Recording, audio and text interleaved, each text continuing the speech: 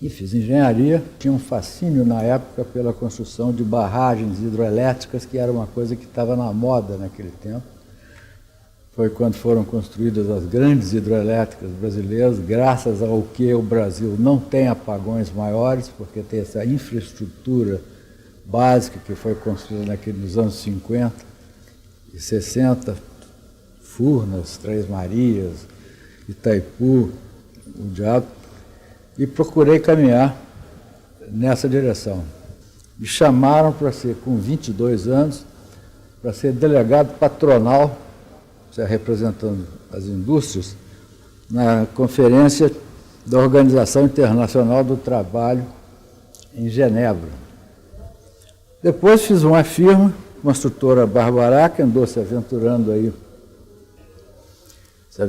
aí em pequenas construções, muros de arrimos, essas coisas.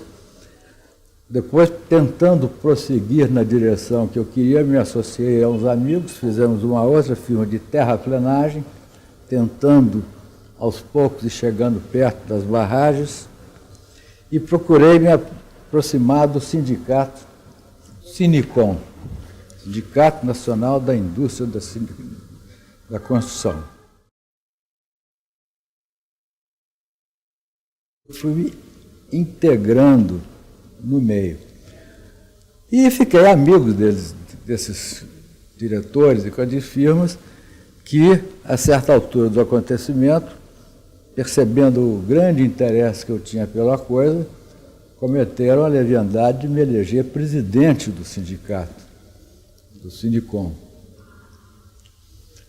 Foram várias campanhas que fizemos naquela época no sentido de racionalizar as contratações, tornar mais fácil e acessível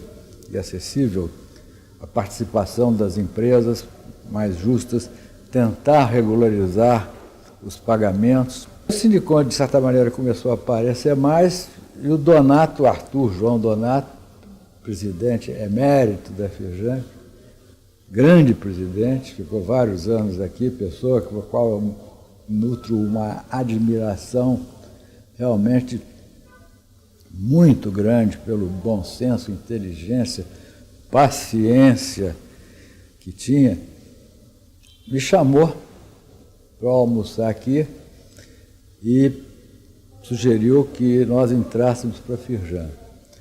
Eu era contra, porque como o nosso sindicato era nacional, nós achávamos, eu e a diretoria do sindicato achávamos que era possível que nós mesmos fôssemos a Brasília tratar das coisas, etc. Mas a figura do Donato era tão impactante que realmente ele me convenceu que, primeiro, que não ia impedir os nossos contatos diretos. Segundo, que a Firjan tinha uma estrutura, um peso e, sobretudo, a capacidade dele e a capacidade de conversar com o governo e obter coisas que seria beneficiária do sindicato. Então, entramos, o Sinicom entrou para a Firjan. Aceitamos o convite, passamos a fazer parte aqui da Firjan. Primeira coisa que o Donato me pediu fosse que cuidasse da parte de comunicação. Não era uma especialidade minha, mas de qualquer maneira contratei alguns amigos não que eu não conhecia antes, ficaram amigos jornalistas para nos ajudarem e fizemos uma publicação semanal que aos poucos foi evoluindo, naturalmente naquele tempo era muito rudimentar, mas que cresceu, não comigo, com os outros que tocaram, e virou a Carta da Indústria, que hoje é uma ferramenta muito importante. A ideia era ter uma ligação direta, quase que online, naquele tempo não tinha muito computador, etc., era papel mesmo, da Firjan com os seus associados. Na Firjan, observei o potencial gigantesco que a Firjan, pela natureza de seus presidentes e seus diretores que vieram antes de mim e durante a minha participação, era um órgão extremamente importante e com possibilidade de formar opinião.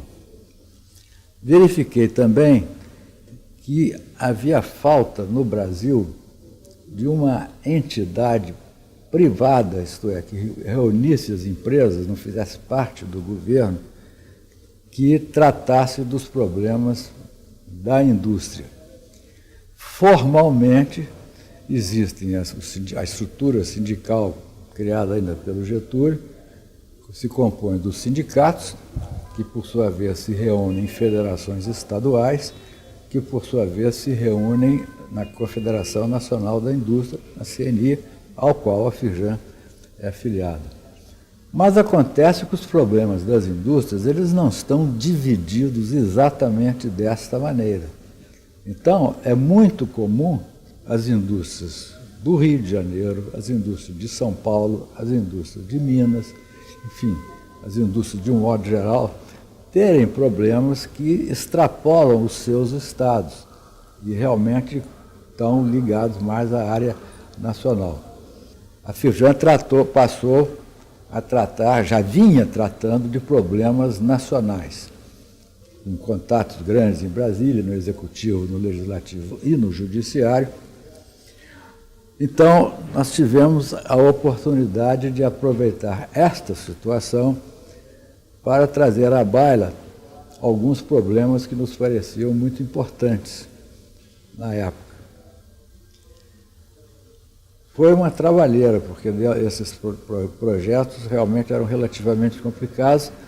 De certa forma, um deles, que foi uma iniciativa aqui da Firjan, particularmente do Conselho de Infraestrutura, acabou saindo. Levou 14 anos, mas que saiu, que é o arco rodoviário, hoje denominado arco metropolitano.